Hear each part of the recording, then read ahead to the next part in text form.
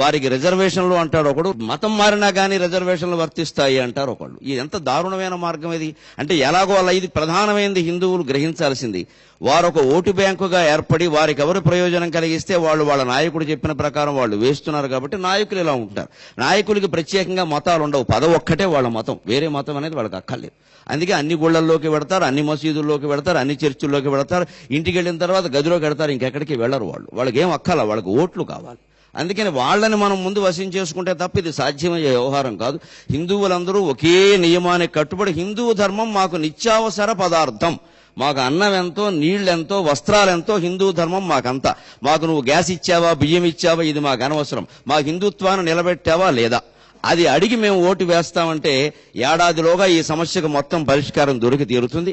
ఇక అక్బరుద్దీన్ కాదు కదా, అల్లా కూడా మాట్లాడలేడు, ఇంకా అనుమానం లేదు. ఇక్కడ మాట్లాడకుండా బతుకుతారు. వారి దేశాల్లో, పాకిస్తాన్లో హిందువులు ఎలా బతుకుతున్నారు, బంగ్లాదేశ్లో హిందువులు ఎలా బతుకుతున్నారు, లండన్లో హిందువులు ఎలా బతుకుతున్నారు, అమెరికాలో హిందువులు ఎలా బతుకుతున్నారు, అలాగే బతుకుతారు. అభ్యంతరం ఏంటండి? ప్రతి దేశానికి ఓ ప్రధాన మతం ఉంది కదా. అందుకని ఈ దేశంలో హిందూ మతం ప్రధాన మతం అని పార్లమెంట్లో చట్టం చేసి మనం ప్రకటించి అన్ని హిందువుల యొక్క ఆలోచనల ప్రకారం జరుగుతాయి. మీరు అర్థం చేసుకోవలసిందే, ఏదైనా అంతే, జనాభా ఎక్కువ ఉంటే ఏది ఎక్కువ అని అందరూ ఒప్పుకుంటున్నారు కదా ఓట్లు, దాన్నే ఒప్పుకోవాలి. ఇంకొకటి మన వాళ్ళు కూడా ఎక్కువ మోసపోతున్నది ఏమిటంటే, ఒకే దేవుడు మాకు, మీకేమో 10 మంది దేవుళ్ళు ఉన్నారు అంటున్నారు.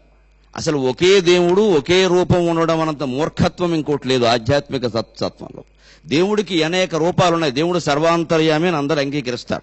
దేవుడికి 3 లక్షణాలు అన్ని మతాల వాళ్ళు చెప్పేటువంటి ఉన్నాయి. సర్వజ్ఞత్వం ఒకటి, సర్వవ్యాపకత్వం ఒకటి, సర్వశక్తిమత్వం ఒకటి. ఈ సర్వజ్ఞత్వాన్ని ఆమ్నీషియం అంటారు, సర్వవ్యాపకత్వాన్ని ఆమ్ని ప్రజెంట్ అంటారు, శక్తిమత్వాన్ని ఆమ్ని పొటెంట్ అంటారు. మూడింట్లో ఏ ధర్మమైనా చెబుతుంది ఆ విషయం.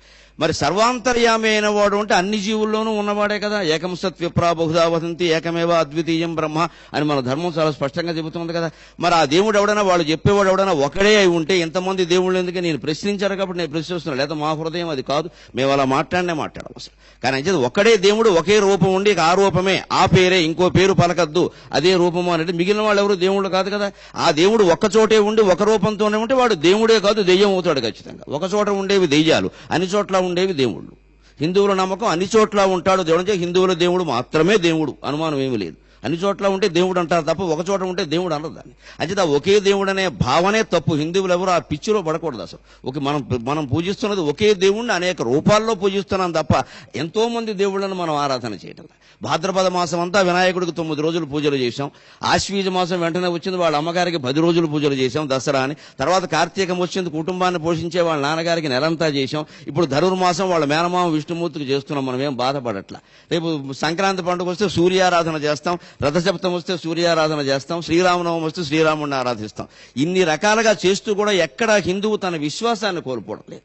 అంచేత వాళ్ళ బలహీనత ఏమిటంటే, ఇతర మతాల వాళ్ళకి పక్కకు ఆలోచిస్తే మనం మర్చిపోతామేమో, కోల్పోతామేమో. అంటే నీ మతంలో ఉండే బలహీనత అంతా తెలుస్తూనేమో స్పష్టంగా.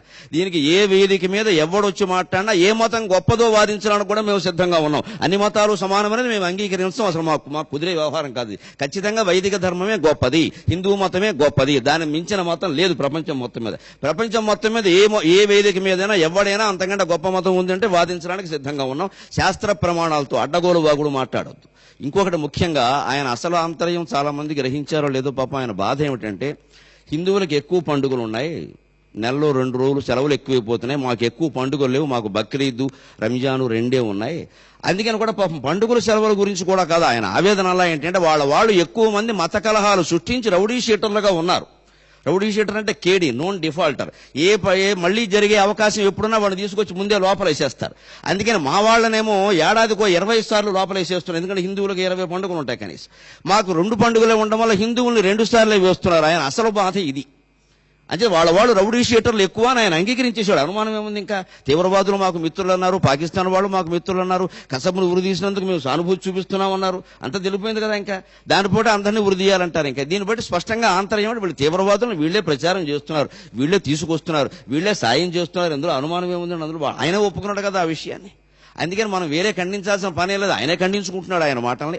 అందుకని రౌడీ షీటర్లు ఎక్కువగా ఉన్నారు, మా వాళ్ళు పోలీస్ స్టేషన్లకి వెళ్ళి ఇబ్బంది పడుతున్నారు. కాబట్టి మా రౌడీ షీటర్లు తగ్గడం కోసం మీరు పండుగలు మానేయండి అని సరిపోతుంది. మేము పండుగలు మానేసిన 10 నెలలనే పెట్టుకుంటాం. మరి దానికి గొడవలు అయిపోతాయి. మాకు శుభం అశుభం రెండు ఒకటే, కుడి ఎడమ రెండు చూడగలిగిన వాడే హిందూ. అపరకర్మకి శుభకర్మకి పెద్ద తేడా ఏం లేదు, యజ్ఞోపవేతం అటు ఇటు తిప్పడం తప్పితే. అందుకని రెండు సమానంగా భావిస్తాం మేము, సుఖ దుఃఖాలని, జయాపజయాలని, లాభాలాభాలని అన్నింటినీ కూడా. ఇలా ఆలోచన చేస్తే మంచిది. ఇంకా వైదిక ధర్మం యొక్క విశిష్టత ఒక్క మాటలో చెప్పాలంటే, యో యో యాం యాం తనుం భక్త శ్రద్ధయా అర్చితుమిచ్చతి తస్య తస్య అచలాం శ్రద్ధాం తామేవ విదధామ్యహం అని కృష్ణ పరమాత్మ భగవద్గీతలో చెప్పాడు చాలా స్పష్టంగా. అసలు ముస్లిములకు కానీ, క్రైస్తవులకు కానీ, బౌద్ధులకు కానీ, జైనులకు కానీ, చివరికి నాస్తికులు కానీ వాళ్ళ వాళ్ళ మతాల పట్ల భక్తి కలిగిస్తున్నది నేనే అన్నాడు ఆయన. వాళ్ళ ఆలోచన విధానం, వాళ్ళ ఆరాధన పట్ల శ్రద్ధ కలిగిస్తున్నది యో యో యాం యాం తను భక్త శ్రద్ధయా అర్చితు మెచ్చిది. ఎవ్వడు ఏ రూపంలో దేవుణ్ణి ఆరాధన చేసినా, ఒకవేళ దేవుడు లేడు అని మాట్లాడినా వాడికి ఆ శ్రద్ధను కలిగిస్తున్నది నేనే. ఎందుకంటే ప్రపంచం ఎప్పుడు వైవిధ్యంగా ఉంటుంది. దీన్ని వైవిధ్యంగా భావించాలి, వైరుధ్యంగా భావించకూడదు. ఇది వెరైటీ తప్పితే కాంట్రవర్సీ కాదు ఇది. అందుకని ఆ వైవిధ్యాన్ని నేను గౌరవించి ప్రేమించి వాళ్ళ దేశాల్లో ఆయా దేవుళ్ల పట్ల భక్తి నేను కలిగిస్తున్నాను. మేము స్పష్టంగా చాలా బాగా నమ్ముతాం హిందువులం.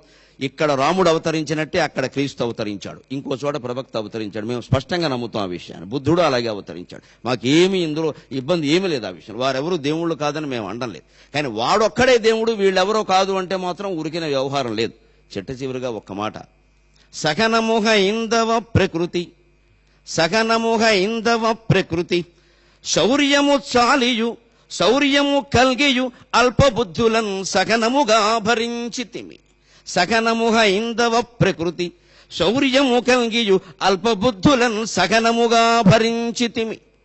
అల్పబుద్ధులన్ సకనముగా భరించితిమి. సర్వమెరింగిన వారమౌట. హిందువు అనేవాడు సర్వజ్ఞుడు. ఒక్క భగవంతుడి గురించి తెలిస్తే ఇంకేం తెలుసుకోవలసిన అవసరం లేదని మేము భావిస్తాం. మాకు భగవంతుడి గురించి ఎప్పుడైతే అర్థమైందో ప్రపంచం అంతా అర్థమైనట్టే. అందుకని సర్వము తెలిసిన వాళ్ళం కాబట్టి ఇతర మతాలను, ఇతర ధర్మాలని సహిస్తున్నాం తప్ప చేతకాని వాళ్ళమని అనుకోవద్దు. సకనముగ ఇందవ ప్రకృతి శౌర్యము గల్గియు అల్పబుద్ధులను సకనముగా భరించితిమి. సర్వమెరింగిన వారమౌట. మా సహనము చేతకానిదని శత్రువులు చెలరేగిరేని. మా సహనము చేతకానిదని శత్రువులు చెలరేగిరేని. మాకు హననమొక్కటే పదము. సహనాన్ని హననంగా మార్చొద్దు దయచేసి. చాలా విపరీతార్థాలు వస్తాయి. అయినా పద్యంలో ప్రాసలో పెట్టి ప్రయోగించే హననం అని. ప్రాసలో పెడితే ఇంక తీయడం వీలు కాదు దాన్ని. ప్రాస అంటే బల్యం అని కూడా అర్థం అవుతుంది. ఈ పద్యంలో వేరే చోట పెడితే మార్చేయచ్చు, ప్రాసలో పెడితే కోసం ఇంక బిగిసినట్టే లెక్క. మాకు హననం ఒక్కటే పదము గోవులు బెబ్బులులైననేమగున్. మేము గోవులు లాంటి వాళ్ళం. గోవుని పూజిస్తామని చెప్పడానికి గర్విస్తాం. గోవు తల్లి అంటూనే తల్లి మాంసం మజాగా ఉంటుందని మాట్లాడే మూర్ఖాగ్రేసర చక్రవర్తులం మేం కాం. అందుకని మా ఆవుగానే తల్లిగానే, మా తల్లిని ఆవుగానే చూస్తాం, ఆవుని తల్లిగానే చూస్తాం. మమ్మల్ని బెబ్బులుగా మార్చే ప్రయత్నం చేయకండి. ఒక్కళ్ళు కూడా మిగలరు ఈ దేశంలో. తస్మాత్ జాగ్రత్త.